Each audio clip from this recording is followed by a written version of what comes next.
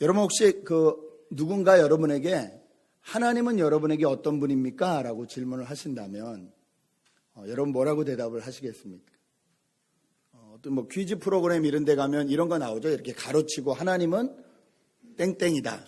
하나님은 뭐뭐이다. 이렇게 가로가 쳐 있다면 그 가로 가운데 여러분은 뭐라고 표현을 하시겠습니까? 오늘 한번 잠깐 생각해 보시죠. 나에게 하나님은 이런 존재다. 만약에 누가 저에게 어머니가 어떤 존재입니까? 라고 물으면 저는 이렇게 대답을 합니다. 제가 아는 모든 인간 중에서 가장 존경스러운 분입니다. 이게 제 대답입니다. 30년 가까이 혼자의 몸으로 저를 키우셨기 때문에 저는 정말로 세상에 그 누구 어떤 인물보다도 저희 어머니를 존경합니다. 마찬가지로 누군가에 대해서 우리가 그 사람에 대해서 표현할 수 있을 겁니다. 그 사람은 나에게 이런 존재이다. 오늘은 하나님은 여러분에게 어떤 존재인지, 또 하나님은 본인을 어떻게 표현을 하시는지 오늘 이 말씀을 통해서 한번 살펴보려고 합니다. 저희는 지금 성경은 드라마다라는 주제로 계속 이 PD이신 하나님, 이 모든 것을 주관하시고 계신 하나님의 입장에서 성경을 어떻게 이끌고 가시는지, 이스라엘 백성들을 어떻게 이끌고 가시는지를 보고 있습니다. 창조된 인간이 자기가 주인 행세를 하려다가 하나님과의 관계가 깨어져 버리고 말았습니다. 하나님과 동등해지려다가 그만 원래 있던 관계마저 깨어져 버려서 인간 세계에 죄가 들어왔다. 성경은 이렇게 기록을 합니다. 그것을 타락이라고 했죠. 죄가 들어오니 타락하니 당연히 고통이 따랐습니다. 환경도 고통이 따랐고 관계도, 그 사랑했던 부부의 관계도 고통이 따랐고 서로 핑계대고 서로 남에게 이렇게 밀어내는 아주 엉망인 관계가 되어버리고 말았습니다. 이 죄의 모습에 사는 인간을 불쌍히 여겨 하나님께서 다시 약속을 맺어 주십니다. 그것이 창세기 12장에 나오는 아브라함과의 언약입니다. 아브라함을 통해서, 이삭을 통해서, 야곱을 통해서, 그리고 지난주 누구였죠? 요셉을 통해서 하나님이 어떻게 그 약속을 계속 지켜오셨는지를 저희는 살펴봤습니다. 그리고 창세기가 끝나고 이제 오늘 저희가 읽는 성경 출애굽기에 다다랐습니다. 여러분, 창세기와 출애굽기, 성경으로는 한 장 차이지만 이 창세기와 출애굽기 사이에 시간이 얼마나 흘렀을까요? 여러분 혹시 기억하십니까? 창세기와 출애굽기 사이에 시간이 얼마나 흘렀죠? 성경에 많이 나와 있는데 430년. 430년이 흘렀습니다. 저희는 성경으로 한 장 넘기면 그만이지만 이 사이에 430년이 흘렀습니다. 지도를 잠깐 볼까요? 저 위에 있는 땅이 가나안 땅, 하나님이 약속하신 가나안 땅, 화살표가 있는 곳이 거기입니다. 그리고 밑에 화살표에 애굽이라고 있고 그 위에 고센이라고 있죠. 고센. 애굽 땅 중에서 그 위에 화살표되어 있는 데가 고센 땅입니다. 여러분, 요셉 얘기 생각나시죠? 요셉이 국무총리로 있을 때 저쪽에 있던 사람들이 기근을 맞아서 온 식구가 땅으로 내려오잖아요. 애굽 땅으로. 그렇죠? 애굽 땅으로 내려와서 특별히 이집트 땅, 애굽 땅 중에서도 거했던 것이 고센이었습니다. 이집트 사람들과 섞이지 않도록 저기서 딱 살았어요. 저기서 살았는데 이제 창세기가 끝나고 요셉의 이야기가 끝나고 요셉을 기억하는 왕들이 없는 거예요. 그리고 400년이 흘렀어요. 400년이 흐르는 동안에 70명으로 내려왔던 이스라엘 사람들은 남자만 60만 명이 됐다 이렇게 기록을 합니다. 그러면 식구 다 치면 적어도 200만 명. 엄청난 인원이죠. 아무리 이집트가 큰 나라이긴 하지만 이민 온 사람들이 200만 명으로 늘어나는 거예요. 저는 이걸 볼 때마다 캘리포니아에 있는 우리 히스패닉 분들이 생각이 나요. 백인이나 이런 분들은 애기 한두 명 나올 때 그분들은 적어도 5-6명씩 나으시죠, 막. 그래서 캘리포니아가 이제는, 스페니쉬가 당연히 같이 공용어로 쓰일 정도로 그렇게 인구들이 불어나잖아요. 그렇게 불어났듯이 이집트 땅에 있는데 이스라엘 사람들이 불어나는 거예요. 그러니까 어떻게 됩니까? 두 가지 위기가 나옵니다. 첫 번째, 이집트 쪽에서 안 되겠다. 이대로 가다가 나라가 거꾸로 먹히겠다 싶으니까 2살 밑에 남자애들은 다 잡아 죽여라 라는 명령이 내려집니다. 민족 말살 정책이라 그러죠. 아예 씨를 말리겠다. 이제 애들이 태어나면 죽여버리겠다. 이래가지고 여러분 출애굽기 읽은 거 기억나십니까? 이 산파 애기 받는 사람들한테 2살 밑에 남자애가 태어나면 다 죽여라 그랬더니 히브리 여자들은 하도 힘이 세가지고 내가 가면 벌써 쥐어 삼창하고 애를 다 나가지고 걔를 죽일 새도 없이 그랬습니다. 막 바로왕에게 막 이렇게 핑계대는 이야기. 이게 출애굽기 이야기잖아요. 이게 밖으로는 막 이제 이 이스라엘 백성을 민족 말살시키려는 정책이 막 일어나는 거예요. 그 또 하나 안으로의 문제가 뭐냐면 자기들이 워낙 이 400년 넘도록 거기서 종으로 살다 보니까 자기들이 누군지를 잊어버리는 거예요. 아이덴티티를 잃어버리는 거예요. 저희 이 젊은이들을 보면 그럴 때가 많습니다. 부모님을 따라서 왔든 어떻게 왔든 미국이라는 나라, 가장 잘 사는 나라에 왔는데 내가 누군지를 모르는 거예요. 한국 사람도 아니고 미국 사람도 아니에요. 여기 가면 한국 사람 같고 여기 가면 미국 사람 같은데 둘 다 아니에요. 정체성이 헷갈려가지고 이렇게도 못 살고 저렇게도 못 살아요. 말은 영어로 하는데 문화는 한국이에요. 그렇죠? 김치 먹고 한국 드라마 좋아하고. 자, 어떤 집사님 댁에 갔다가 얘기를 들었는데 아들이 여자친구가 왔는데 여자친구가 어른들 다 계시는데 모르고 이렇게 누워서 놀았대요. 그러니까 아들이 놀래가지고 걔를 막 발로 차면서 일어나라고. 그것도 영어로.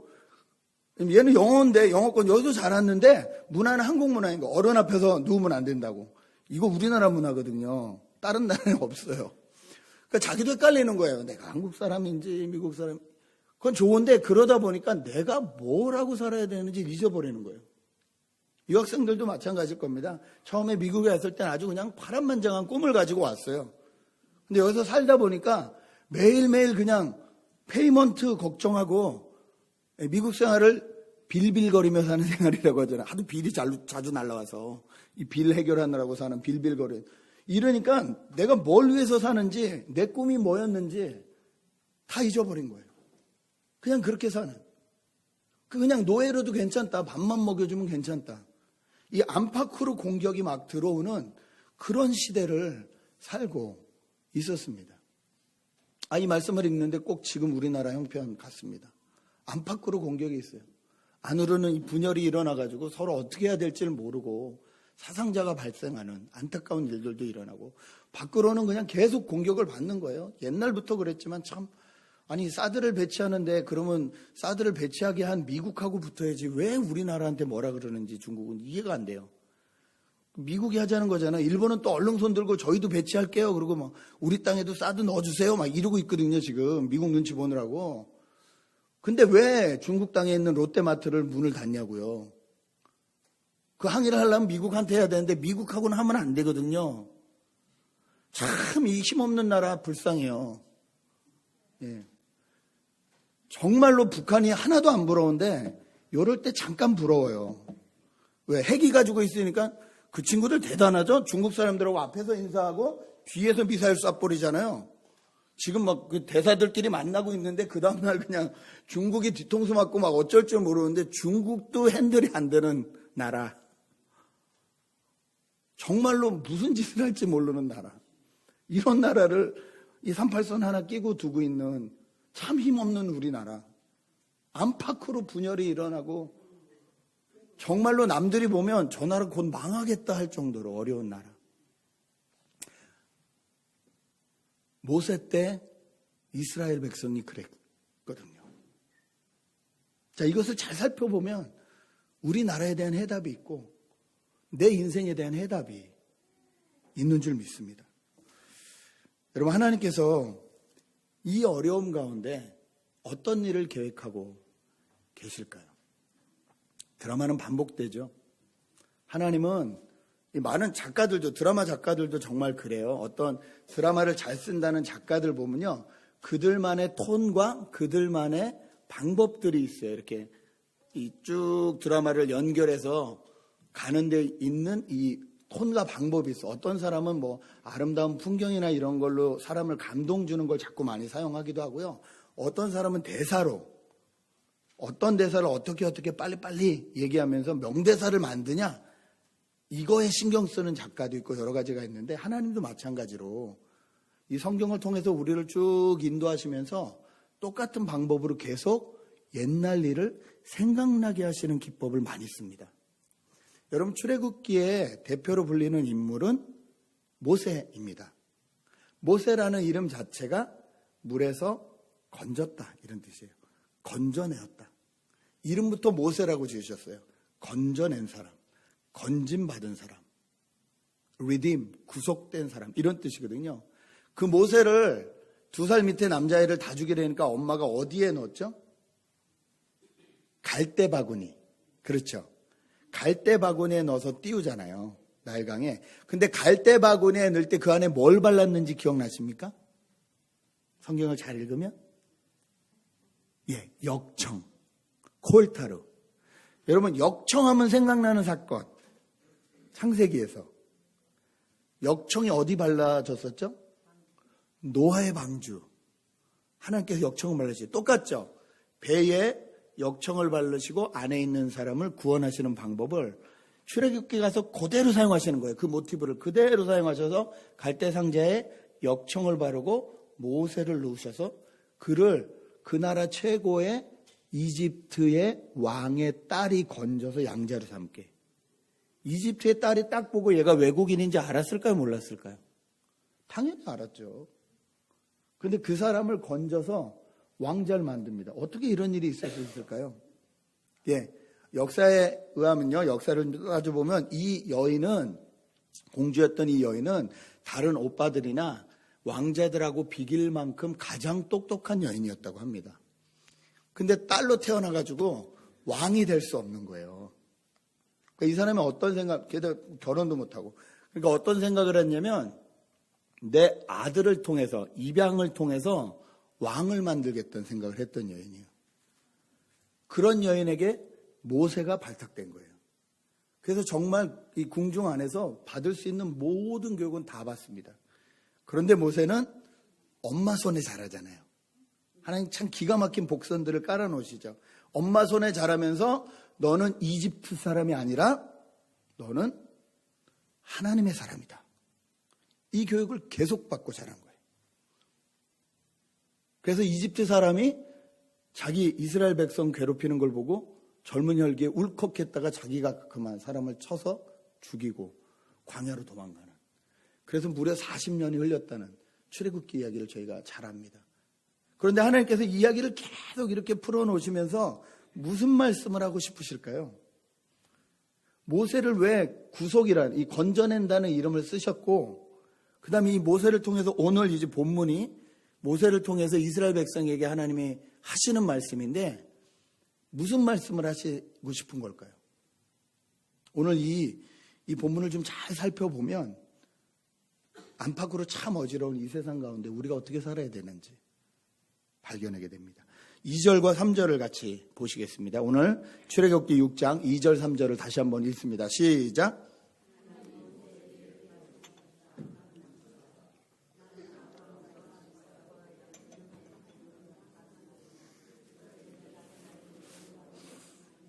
네, 2절 3절에서 하나님이 본인 스스로를 어떻게 표현하시죠? 나는 누구다? 주다. 그리고 뒤에 여호와다. 여호와, 주 같은 말입니다. 주인이다. 영어로는 Lord. 그러면서 3절에 뭐래요? 여태까지는 전능한 하나님이라는 이름으로밖에 창세기 아브라함, 이삭, 야곱에게는 내가 말하지 않은데 이제 내 또 다른 이름을 알려줄 텐데 그 이름은 뭐냐면 나는 주다, 이런 말이에요. 영어 성경을 보니까요, 나는 주다라는 말은 I am that I am. 다시 말해서 나는 나다, 이런 말이에요. 이게 무슨 말인가? 그럼 하나님은 하나님이시지. 왜 하나님이 이렇게 말씀하셨냐면요, 지금 말씀하시는 배경이 이집트이기 때문에 그렇습니다. 이집트는 모든 신이에요. 이집트 안에 신들의 이름이 엄청 많았어요. 우리가 그리스 로마 신화나 이런 걸 보면 여러분 뭐 누구랑 어떤 신이 결혼을 해가지고 애를 낳아서 어떤 신이 되고 막 이런 거 있잖아요. 뭐 결혼을 하고 뭐 어쩌고 이렇게 하는데 그런 신들이 많은 이집트에도 신들이 엄청 많았거든요. 그런 신들이 많은 세상 가운데 하나님이 뭐라고 그러냐면 나는 너희처럼 너희가 그렇게 알고 있는 신들처럼 뭐 결혼해서 태어나거나 뭐 만들어진 이게 아니라 원래부터 있는 나다. 원래 처음부터 있는 내가 너희 신이다라고 얘기하시는 거예요. 그러면서 어떻게 일이 일어나면 출애굽기 7장부터 12장까지 10가지 재앙 나오죠. 10가지 재앙 기억나시죠? 하나님께서 나오게 하실 때 10가지 재앙을 하는데 그 10가지 재앙은 그냥 우연스럽게 하는 것이 아니라 거기 나오는 모든 것들은 이집트가 신으로 섬기던 것들이었습니다. 그래서 강이 피가 되게 하죠. 나일강에 신이 있었거든요. 이집트가 너무 섬기는 나일강 신, 거기다 예배드리고 제사하고 하는데 그걸 하루아침에 핏물 되게 하시는 거예요. 아무 소용없게 만들어주시는 거예요. 너희 신이 한번 살릴 수 있으면 살려보라고 해라. 모세를 통해서 지금 이 얘기 하시는 거예요. 그 당시에 살던 사람들은 다 알아들었어요. 지금 하나님이 도장 깨기 하듯이 하나하나 이집트가 섬기고 있는 신들을 하나하나 지금 다 부시고 계시는구나. 모세가 갈 때마다 이제 우리 백성을 내놓으시죠. 하나님 앞에 예배드리러 가겠습니다. 안 하면 재앙 하나. 그러면 또 살려달라고 막 왕이 그러면 그럼 또 가겠습니다. 또 안 하면 그 다음 재앙 하나. 뭐 치료의 신이 되었던 뭐 농사의 신이 되었던 이집트가 가지고 있던 신들을 하나님께서 다 깨십니다. 그리고 마지막에는 그 신의 아들 바로 왕을 신의 아들이라고 생각했거든요. 네. 왕은 계속 아들을 이어감으로 인해서 신이 된다고 생각했는데 그 첫 번째 아들을 없애심으로 네 마음대로 그렇게 네 마음대로 되는지 봐라. 장자의 사건을 딱 치우시는 거예요.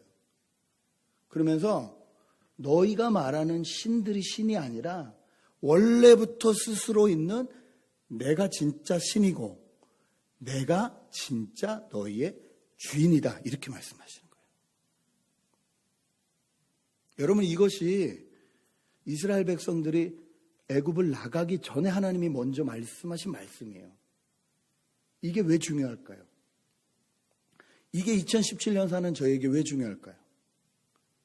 저희도 실은 이때와처럼 수많은 신들에 둘러싸여서 나도 모르는 사이에 내 아이덴티티를 잃어버리고 살고 있기 때문에 그렇습니다. 여러분 우리 주위에 신들이 얼마나 많은 줄 아세요? 특히 한국 사람들은 말을 정말 잘 만들어내는 것 같아요. 근데 언어에 사상이 담기거든요. 언어에 사상이 담기는데 한국에서 뭐 좀만 잘한다 그러면 앞에 붙는 단어가 있죠. 갓. 예. 무슨 갓병원.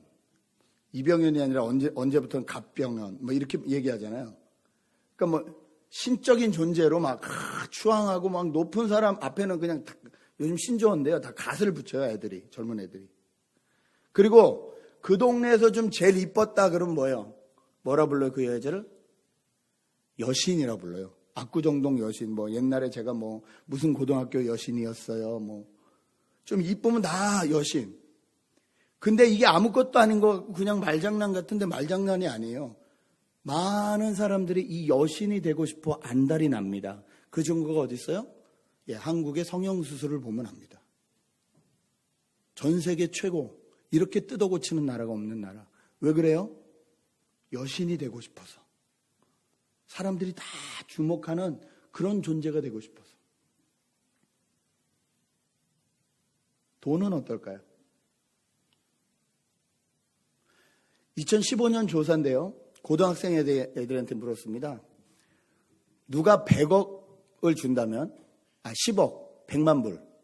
100만 불을 준다면 범죄를 저지르고 감옥 가서 몇 년 썩다가 나와도 괜찮다, 내 인생. 그렇게 생각하는 친구들이 56%가 넘습니다. 10억만 준다면 깜빵살이 몇 년 하는 거 괜찮아.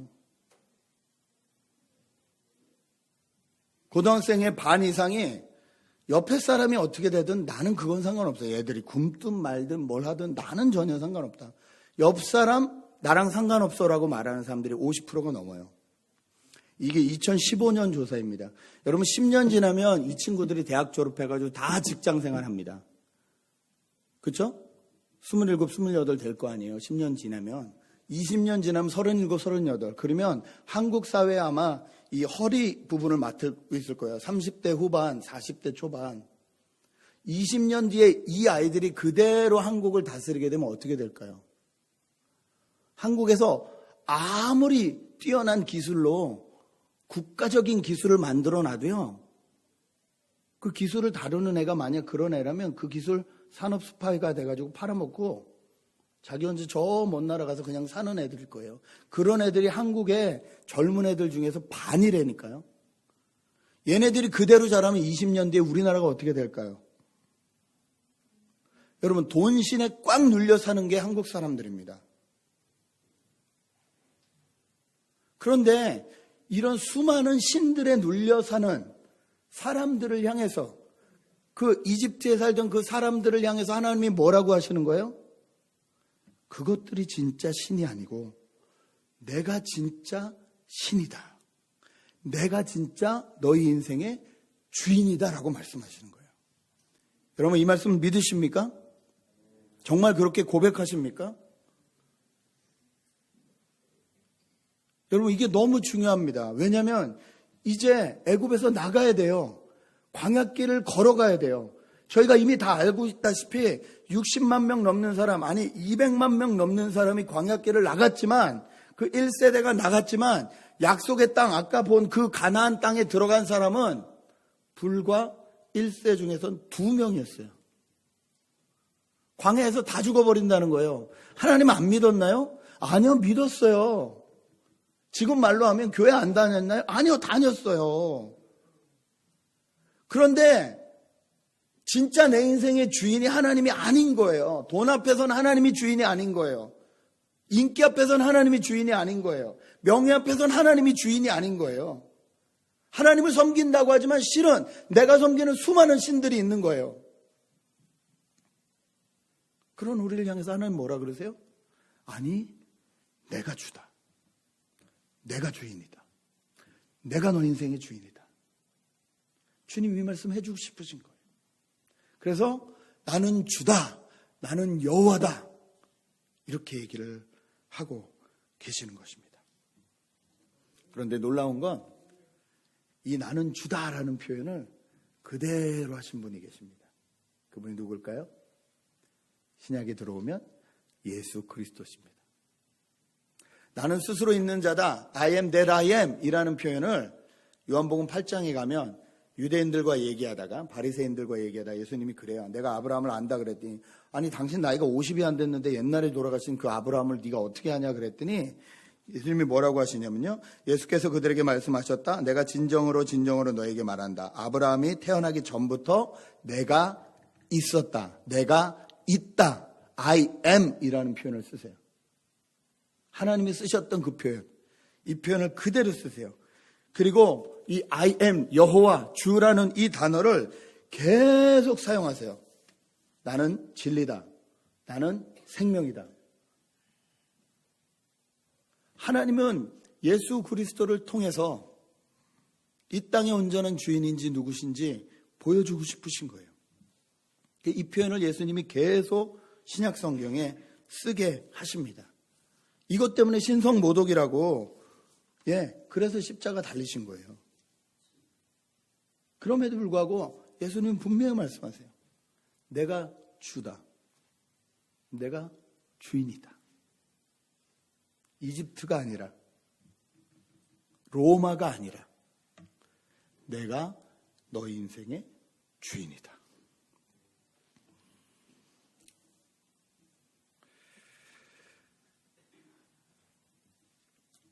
여러분, 저희는 저희를 지배하려고 하는 수많은 신들에게서 속기가 너무 쉽습니다.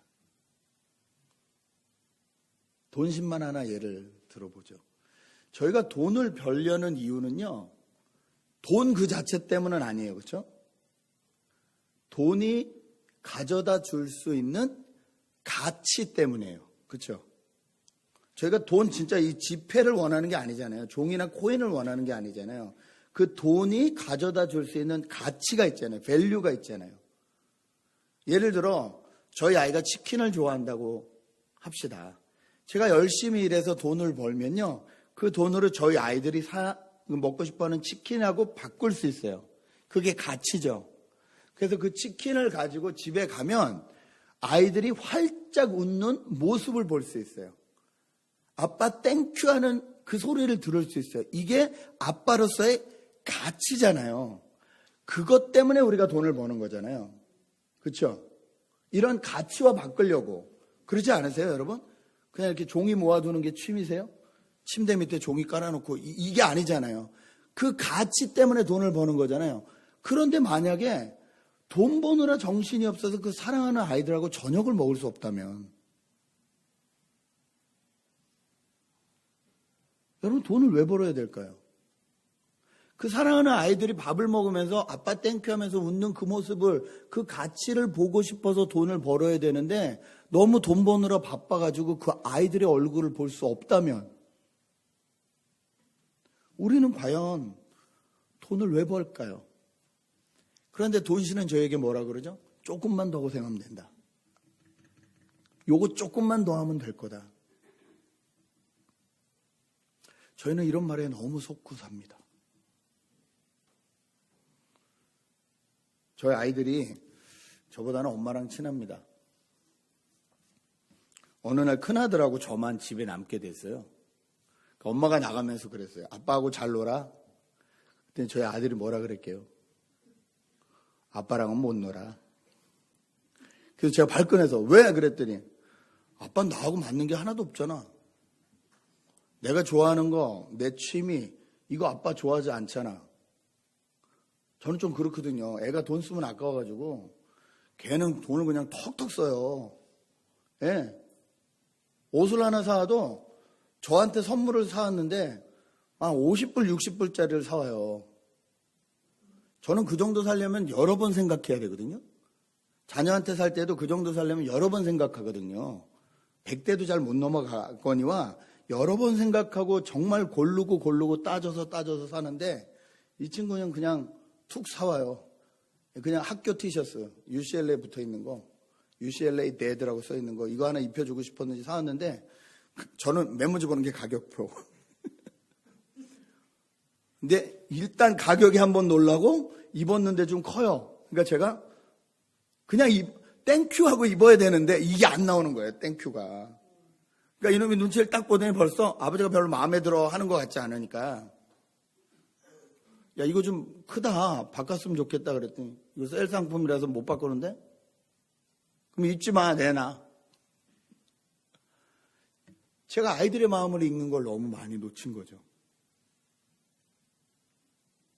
아이들을 위해서 열심히 일했다고 하지만 실은 아이들하고 커뮤니케이션 하는 방법을 다 놓쳐버린 거예요. 이렇다면 우리의 인생이 의미가 있어질까요? 여러분에게 주인 노릇하려는 것들이 무엇인지 잘 보고 속지 마십시오. 그리고 그럴 때 하나님이 나의 주인이심을 고백해 드리십시오. 주님이 저에게 원하시는 것은 그것입니다. 두 번째, 그 하나님, 우리의 주인 되신 하나님은 어떤 하나님이시냐면 약속을 기억하시고 지키시는 하나님이시라는 거예요. 오늘 4절부터 다시 보겠습니다.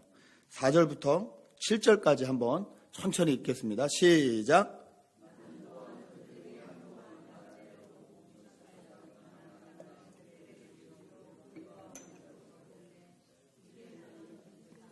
종으로 부리는 이스라엘 자손의 신음소리를 듣고 내가 세운 언약을 생각한다. 그러므로 너는 이스라엘 자손에게 말하여라. 나는 주다. 나는 이집트 사람들이 너희를 강제로 부리지 못하게 거기에서 너희를 이끌어내고 그 종살이에서 너희를 건지고 나의 팔을 펴서 큰 심판을 내리면서 너희를 구하여 내겠다. 그래서 너희를 나의 백성으로 삼고 나는 너희의 하나님이 될 것이다. 그러면 너희는 내가 주 곧 너희를 이집트 사람의 강제 노동에서 이끌어낸 너희의 하나님임을 알게 될 것이다. 하나님은 우리 인생의 주인이신데 어떤 주인이시냐면 약속을 기억하시는 주인이시라는 거예요. 이 약속을 누구랑 맺으셨죠? 아브라함하고 맺으셨어요. 창세기 15장을 보십시다. 창세기 15장 13절부터 14절 제가 읽어드립니다. 주님께서 아브라함에게 말씀하셨다. 너는 똑똑히 알고 있어라. 너희 자손이 다른 나라에서 나그네리 살이하다가 마침내 종이 되어서 400년 동안 괴로움을 받을 것이다. 그러나 너의 자손을 종살이하게 한 그 나라를 내가 반드시 벌할 것이며 그 다음에 너희 자손이 재물을 많이 가지고 나올 것이다. 여러분, 출애굽할 때 이스라엘 백성들이 이집트에 있는 사람들의 보물 다 들고 나왔죠. 그 사람들이 금이니 뭐니 다 이스라엘 사람들한테 줘서 그거 들고 나왔다고 성경은 기록을 합니다. 이 약속이 수백 년 전의 약속이에요. 근데 이 약속을 하나님은 기억하시는 거예요. 여러분, 모세도 잊어버렸어요. 모세도 사람 하나 죽이고 나서 내 인생 끝났다 그러고 그냥 자기 인생 포기하고 그냥 광야에서 양치면서 그냥 살고 있었어요. 그런데 그 양치던 그 광야에 뭐가 불이 탔죠? 떨기나무가 불이 탔잖아요. 그렇죠? 근데 그 불이 꺼지지 않는다 그랬잖아요. 그 앞에서 모세를 부르시죠. 네 신을 벗어라. 여기가 거룩한 곳이다. 무슨 말씀하실까요? 모세는 끝났다는 거예요. 이제 내가 좋은 기회가 있었는데 끝났다. 더 이상 이제 내 인생의 기회는 없다. 나는 이제 다 끝났다. 하나님은 그 꺼지지 않는 불로 너는 끝났니? 나는 끝나지 않았다. 이렇게 말씀하시는 거예요. 너는 끝났니? 나는 이제부터 시작이다. 내가 오히려 네 힘 빠지길 기다렸다. 이제부터는 네가 아니라 내가 어떻게 이 이스라엘 백성을 구원하는지 보여주겠다. 저는 입이 둔한데요. 너 입 둔한 거 괜찮다. 내가 네 형 붙여주겠다. 오늘도 저희가 아까 읽은 4절부터 보면요. 하나님이 뭐라고 하시냐면 계속 나는이라고 하세요. 이스라엘 백성들을 데리고 나오는 모든 과정을 하나님이 하시겠다는 거예요. 왜? 약속 때문에. 아브라함과 한 그 약속 때문에. 그러니까 걱정하지 말라는 거예요. 너는 그냥 따라오면 된다는 거예요. 가서 바로한테 말하라 그러면 말하면 된다는 거예요. 너는 그냥 따라오면 된다는 거예요. 저희가 인생에 주인 되고 싶을 때가 너무 많습니다. 그리고 주인인지 착각하는 때도 너무나 많습니다. 그래서 인생이 힘들어요. 내가 다 핸들해야 될 것 같고 내가 다 운영해야 될 것 같아요. 그런데 해보지만 실은 내 뜻대로 되는 게 그렇게 많지 않습니다. 네, 하나님 때에 하나님 뜻대로 되는 게 훨씬 많아요. 그런데 저희는 자꾸 망각을 해요. 저도 하나님에 대해서 많이 안다고 생각을 하면서도 자꾸 하나님에 대해서 망각을 합니다. 지난주에도 그랬습니다. 생각이 복잡하고 머리가 복잡한 일들이 너무 많아서 이렇게 밥을 먹는데도 전화를 받으면서 막 밥을 먹어야 되는 거예요. 일이 너무 복잡하고 빨리빨리 알아봐야 되고 막 이러니까. 근데 그렇게 하는 게 너무 좋은데 문제는 내가 뭘 하고 있는지도 모르는 사이에서 막 이걸 막 해야 된다는 강박관념 가운데 막 하는 거예요. 그리고 밥을 먹고 식당에서 딱 나오는데 그 식당 앞에 앉아있던 할머니가 이렇게 부르세요, 갑자기. 그 종이를 하나 이렇게 딱 주세요. 뭔가 이렇게 받았더니, 딱 봤더니 그림이에요. 그 순간, 이 그림을 그려주시고 돈을 달라는 걸까? 가만히 서 있어서 제가 머니라고 얘기했더니 아무 말씀 안 해요. 돈 달라는 소리를 안 해주고 그냥 웃으세요. 제가 다시 한번 그 그림을 봤는데 그 그림이 바로 이 그림입니다. 특별할 건 없죠. 색연필 새색으로 그냥 꽃을 이렇게 그려주셨어요. 그리고 이걸 이렇게 주시면서 웃으시더라고요. 제가 이걸 물끄러미 쳐다보는데 탁 생각이 스치더라고요. 제 마음속에 든 이 하나님의 음성은 이거였습니다. 재영아, 인상 좀 그만 쓰고 꽃 좀 보고 웃어라. 너는 지금 네 일을 하니 내 일을 하니? 이렇게 물으시더라고요. 그 음성이 딱 들리고 나니까 제 안에 있던 근심 걱정이 싹 사라졌습니다. 나는 열심히 한다고 하는데 이게 내 일을 하고 있나? 내가 몰랐구나. 내가 자꾸 주인인 척 했구나. 나는 하나님이 시키는 일만 하면 되는데. 제가 그림을 잘 모르는데 이렇게 작은 그림이 정말 위로받아 보기는 처음입니다. 이 그림이 너무 이쁜 거예요, 저한테. 여러분 안 이쁘세요? 하나님이 사인처럼. 그 할머니 끝까지 저에게 아무것도 요구하지 않으셨어요.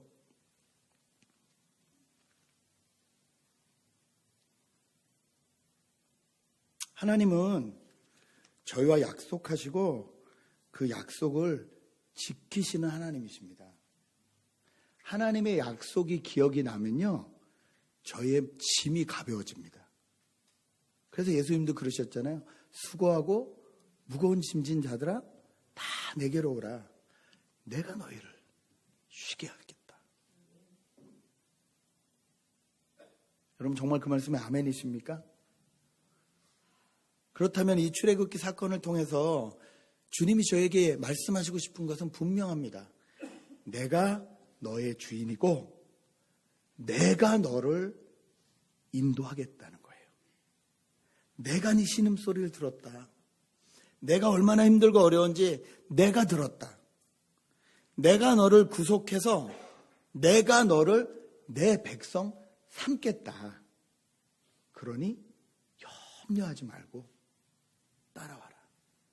이게 출애굽기가 시작되기 전에 모세를 통해서 아직도 포로로 있는, 노예로 있는 그 애굽 땅에서 이스라엘 백성들이 하나님에게 들은 음성입니다. 여러분, 무엇이 여러분을 얽매이고 계십니까? 미래에 대한 걱정입니까? 두려움입니까? 무엇이 여러분을 붙들고 계십니까? 저희가 오늘 찬양을 했습니다. 주 안에 있는 나에게 딴 근심 있으랴. 십자가 밑에 나아가 내 짐을 풀었네. 내 주와 맺은 언약은 영 불변하시니 그 나라 가기까지는 늘 보호하시네. 여러분 이 찬양이 정말 저와 여러분의 고백이 되었으면 좋겠습니다. 안팎으로 참 어려운 상황 가운데, 나라도 어렵고 개인적으로도 어려운 상황 가운데 살지만 우리의 주인 되신 여호와 하나님 믿어드리고 끝까지 승리하시는 한 주 되시길 주님의 이름으로 축복합니다. 기도하시겠습니다. 이 시간 같이 한번 말씀을 생각하면서 기도하죠. 여러분을 붙들고 있는 것이 무엇인지, 여러분을 종살이하게 하는 것들이 무엇인지, 안팎으로, 내 내부적으로, 내 외부적으로 이것이 무엇인지 한번 생각하며 그 부분을 하나님 앞에 내려놓고 나갔으면 좋겠습니다. 하나님이 주인이십니다. 하나님을 따라갈 수 있는 믿음을 달라고 제가 말씀을 기억하며 한번 통성으로 같이 기도하시겠습니다.